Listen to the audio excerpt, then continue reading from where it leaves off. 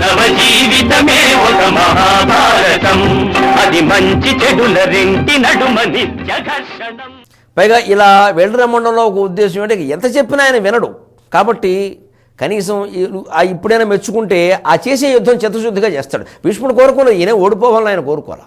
చేసే పని ఆయన మాత్రం చేయలేదా? ఇష్టం లేని యుద్ధాన్ని ఆయన చేయలే. అంచేది ఇష్టం లేకపోయినా కర్ణ, నేను మాట పడినట్టుగా నువ్వు దుర్యోధనుల చేత మాట పడద్దు, చిత్తశుద్ధిగా కానీ ఆ వ్యవహారం. ఎందుకంటే భీష్ముడు గనక చిత్తశుద్ధిగా తీవ్రంగా యుద్ధం చేస్తే పాండవులు తట్టుకోవడం కష్టం. అందుకని అనంత తీవ్రమైన యుద్ధం ఆయన చేయలేదు వాస్తవం చెప్పాలంటే. కర్ణుడు ఎంత తీవ్రంగా యుద్ధం చేసినా పాండవులు మిగిలిన వాళ్ళు తట్టుకోలేరేమో, కానీ అర్జునుడికి ఇబ్బంది లేదు. అందుకని నువ్వు రెచ్చిపో, ఏం పర్వాలేదు, నీ ధోరణిలో వెళ్ళిపో, కానీ తర్వాత చూసుకుందాం. ఇది తెలివైన వాడు చేసే ఆశీర్వచనం. అంతే ఆయన ఆశీర్వచనం తీసుకుంది. కర్ణుడు ఉత్సాహంగా యుద్ధరంగానికి వెళ్ళాడు. యుద్ధ వేదిక మీదకి వచ్చింది వేదికా పతాకం. కర్ణుని యొక్క జెండా మీద బంగారపు వేదిక ఉంటుంది. అందుకని వేదికా పతాకం వేదికెక్కింది. ఎర్రని గుర్రాలు, తెల్లని కవచం, బంగారపు రథంతో మెరిసిపోతున్నాడు కర్ణుడు. ఎర్రని గుర్రాలు, తెల్లని కవచం, బంగారపు రథంతో మెరిసిపోతున్నాడు ఆయన. అలా యుద్ధరంగ ప్రవేశించేసినటువంటి కర్ణుడిని చూశాడు. సాంగారకైవాంశుమాన్, అంగారకుడిని చూసిన సూర్యగ్రహంలా సంతోషించాడు దుర్యోధనుడు. మిత్రమా, సేనాధిపతిని నిర్ణయం చెయ్యి అన్నాడు. ఇది కర్ణుడిని సేనాధిపతిని చెయ్యలేదు.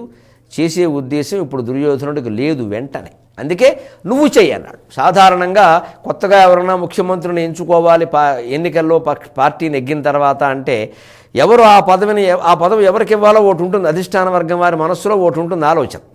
శీల్డు కవరు ప్రజాస్వామ్యం అని ఒకటి ఉంటుంది. దానికి మళ్ళీ ఎవరైనా అడ్డం తగులుతారేమో 2-3 పేర్లు ఉంటాయి కదా, మరి అక్కడ ఆలోచన ఉంటుంది. అందుకని వెంటనే వారినే పిలిచి మీరు వీరిని ప్రతిపాదించండి అంటారు. ఇంకేం చేస్తాం నోరు మూసుకొని, మీరే ప్రతిపాదించండి అన్నాక. ఇప్పుడు నేను ఆ పిల్లని ప్రేమించాను అంటే నువ్వే వాడికి ఇచ్చి కన్యాదానం చేయమంటే ఇంకేమిటి చేసేది? అదనమాట. అలాగా దుర్యోధనుడికి ఇంకా ఇతను చేయడం ఇష్టం లేదు. ఎందుకంటే బహుశా అతనికి చివరికి అట్టి పెట్టాలని ఏదో ఉంది అతను. పైగా ఇంకోటి కొన్ని గౌరవాలు, వయస్సులు, పద్ధతులు కూడా ఉంటాయి. దుర్యోధనుడి నిర్ణయం మంచిది.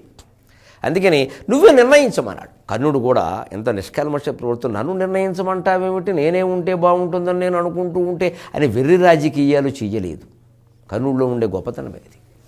అతను ఏదో దుర్యోధనుడు సంతోషించడం కోసం కొంచెం చెడును సమర్థించి ఉండొచ్చు, కానీ అనవసరపు కల్మషపు రాజకీయాలు కర్ణుడు చేయలేదు.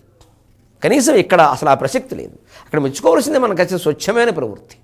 పైగా భీష్ముడు పతనం అయిపోయిన తర్వాత కర్ణుడి యొక్క మనస్సులో చిత్రమైన మార్పు వచ్చిందండి. వ్యక్తి జీవితాల్లో ఎప్పుడు మార్పు వస్తుందో తెలియదంటారు. అందుకని ఆ దశ కోసం వేచి చూడాలి. ఎప్పుడైనా రావచ్చు.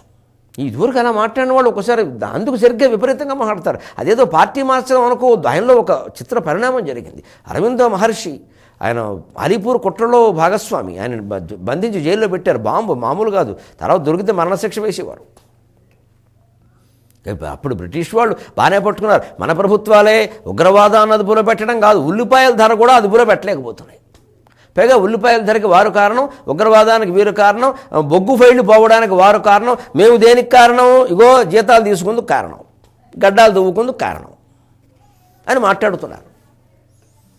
సరే తెలుస్తారు రేపు ఎన్నికల్లో. ఏదో ఈసారి వచ్చే ఎన్నికల్లో నేను ఎలాగో ఈడిచి పారేయడం ఖాయమని వరవిక్రయంలో చెప్పినట్టే చూస్తున్నారు. ప్రజలన్నీ గమనిస్తున్నారు. చూస్తున్నా చూసే కొద్దీ చేస్తున్నాం అనేవాడు మా బంధువు ఒకడు చిన్నతనంలో. అలాగే చూస్తున్నాం. అన్ని ప్రభుత్వాలు అన్ని మాటలు చూస్తున్నాం. ఏం చేయాలో ప్రజలకు తెలుసు. ఎలాంటి అసమర్థ ప్రభుత్వాలు కాదు బ్రిటిష్ వాళ్ళు బాగానే చేశారు. గట్టిగా పట్టుకున్నారు. మంచి చెడ్డ వాళ్ళకి వ్యతిరేకులు అందరూ వాళ్ళు పట్టుకున్నారు. ఆయన జైల్లో పరివర్తన వచ్చింది అరవింద మహర్షిలో. అరవింద్ ఘోష్ అప్పటికి ఏదో ఘోష పెట్టింది, అంతర్ఘోష వినపడింది లోపల నుంచి. అంతే వెళ్ళిపోయాడు. ఇంక పాండిచేరి ఈదుకుంటూ వెళ్ళిపోయాడు. మళ్ళీ రాలేదు. ఏమండి ఇంత కృషి చేశారు మీరు, ఇంత సాహసం చేశారు, స్వాతంత్రోద్యమం జరుగుతోంది, మీరు పాల్గొనట్లేదు అంటే నా పుట్టినరోజు నాడు స్వాతంత్రం వస్తుంది నాకు తెలుసు అన్నాడు. ఆగస్టు 15 అదే వచ్చింది. ఆయన చెప్పాక తర్వాత కొంతకాలానికి ఆగస్టు 15 వచ్చింది మనకి. ఆయన చెప్పాడు. వాడు దివ్య దర్శనం ఉంది. ఆయన అనుకున్నాడు ఇప్పుడు ఇది జరుగుతుంది, ఇది జరిగినంత మాత్రం మహత్తర ప్రభుత్వం ఏర్పడుతుందని ఏం లేదు అక్కడ. ఆ తర్వాత ఏర్పడే ప్రభుత్వం కోసం మనం అనవసరపు త్యాగాలు చేయక్కర్లా. చాలు ఈ ఆధ్యాత్మికత త్యాగం. ఆ అరవింద సిద్ధాంతం వల్ల, అరవింద అనుగ్రహం వల్ల, అరవింద ఆశ్రమం వల్ల, అరవింద బోధ వల్ల కొన్ని వేళ ప్రపంచంలో కొన్ని కోట్ల మంది మనశ్శాంతిగా ఉన్నారు, కొన్ని కోట్ల మంది అభివృద్ధి పదంలో ఉన్నారు. అది ముఖ్యం. ఆయన ఒక్కడు అక్కడ ఏళ్ళు బాంబు అయిపోతే నష్టమేం లేదు, వేసేవాడు ఎలాగో వేస్తాడు. అంచేత కొన్ని ప్రధానమైనవేవో జరుగుతున్నా మనం పాలు పంచుకోలేదని పంచుకోని వాళ్ళని అనొద్దు. రమణ మహర్షి స్వాతంత్రోద్యమంలో పాల్గొనలా, కృష్ణమూర్తి గారు పాల్గొనలా. కానీ పాల్గొన్న నెహ్రూ గారు, కృపలానే గారు, వీరందరూ, పప్పులు జయకర్, వీరందరూ వారిని సమర్థించారు, కృష్ణమూర్తి గారిని సంప్రదించారు. అంచేత ఆ వ్యవహారాలు వేరు, వారి ఆధ్యాత్మిక భావ తీవ్రతను బట్టి ఉంటుంది. అంచేత ఆ మనస్తత్వమే ఇక్కడ. అందుకని యుద్ధ వేదికని ఎక్కాడు, ఎర్రని గుర్రాలు తీసుకున్నాడు, బంగారపు రథం మీద వచ్చేసరికి నిర్ణయించమనేసరికి వెంటనే చూడండి కర్ణుడి యొక్క నిష్కల్మష ప్రవృత్తి. దుర్యోధన, నిజంగా చెప్పాలి అంటే చాలామంది సమర్థులు మనకున్నారు. ద్రోణాచార్యులు, కృపాచార్యులు, అశ్వత్థామ, నేను, సరే చాలామంది ఉన్నాం. శల్యుడు, కృతవర్మ, ఎవరు తక్కువ వాళ్ళు. కానీ అనసూయాకారకుడు ద్రోణుడు ఒక్కడే అన్నాడండి. అంటే ఇతరులెవ్వరూ అసూయ పడకుండా ఉండాలి అంటే ద్రోణుడిని ఎంపిక చేయండి. అందరూ మెచ్చుకునే వ్యక్తి. ఎందుకంటే కర్ణుడిని ఎంపిక చేస్తే అశ్వత్థామ నేను వెంటనే వెళ్ళిపోతానంటాడు. అశ్వత్థామని ఎంపిక చేస్తే కర్ణుడికి మండుతుంది, వెళ్ళిపోతానంటాడు. వాళ్ళకి పడదు, మళ్ళీ ఓసారి యుద్ధరంగా త్యాగం చేయాలి. అందుకే ఈ గొడవ లేకుండా ద్రోణాచార్యుల్ని ఎంపిక చేయండి. అశ్వత్థామ సంతోషిస్తాడు, నేనే చెబుతున్నాను కాబట్టి నేను సంతోషిస్తాను. అప్పుడు వెంటనే దుర్యోధనుడు ద్రోణాచార్యుల దగ్గరికి వెళ్ళి, స్వామి మీరు ఉండాలి అనగానే ఒక్కసారి ద్రోణాచార్యుడికి అనుమానం వచ్చింది. సరే, వాళ్ళ ప్రవృత్తులను బట్టి అనుమానాలు ఉంటాయి. భీష్ముడికైతే అనుమానం రాదు, ఆయన తగినవాడని ఆయనకు తెలుసును కాబట్టి. ద్రోణాచార్యుడికి కించిత్ ఏమిటంటే, అంటే ఎవరూ లేక పెద్దండ కాబట్టి, బ్రాహ్మణులు కాబట్టి, సరే బ్రాహ్మణులు కూడా ప్రాధాన్యం ఇస్తే రేపు ఓట్లు అవి వేస్తారని బ్రాహ్మణ సంఘం అధ్యక్షుడి కింద నన్ను ఎన్నుకున్నారా అని అనుమానం రావచ్చు. వచ్చింది, ఆయన చాపల్యం అటువంటిదే. అందుకే ఒక మాట, దుర్యోధన వయస్సుకి గౌరవం ఇచ్చావు, సంతోషం అన్నాడు. అంటే ఇంక మిగిలినవి ఏవి నాలో నీవి గుర్తించట్లేదనే భావన ఉంది. భీష్ముడంత స్వచ్ఛమైన మనిషి కాదు ద్రోణుడు.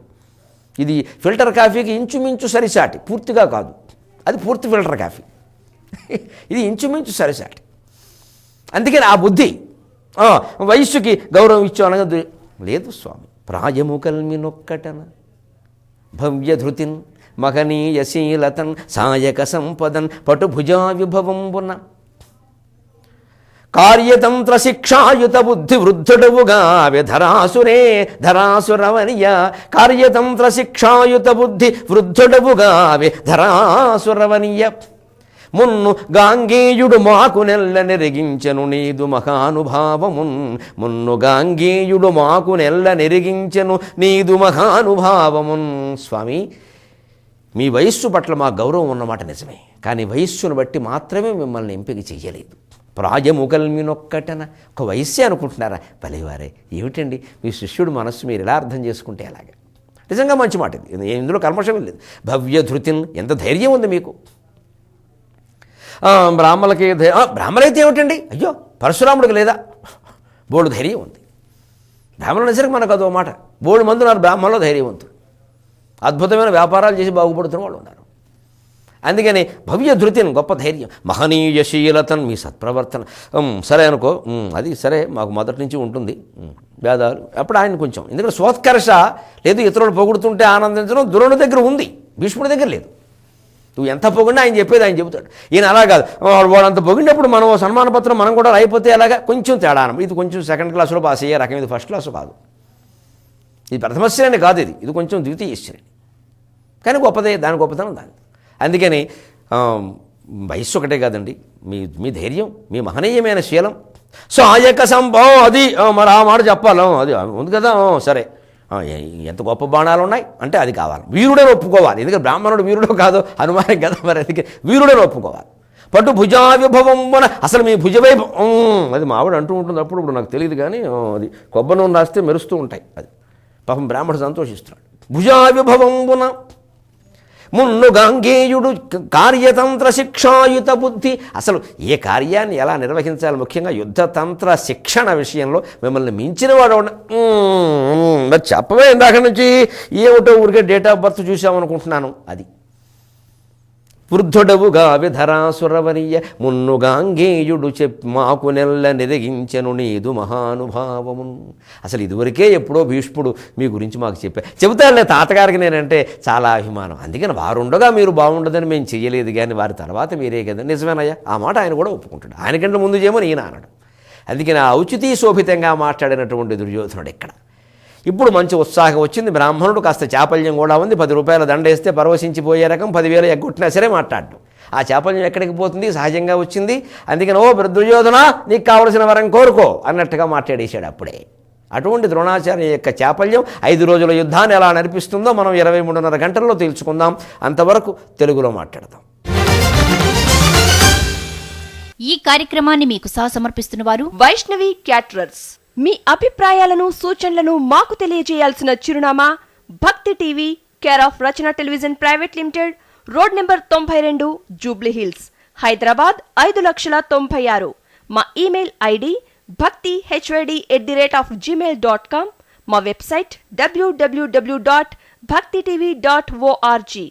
Phone number 9010222333.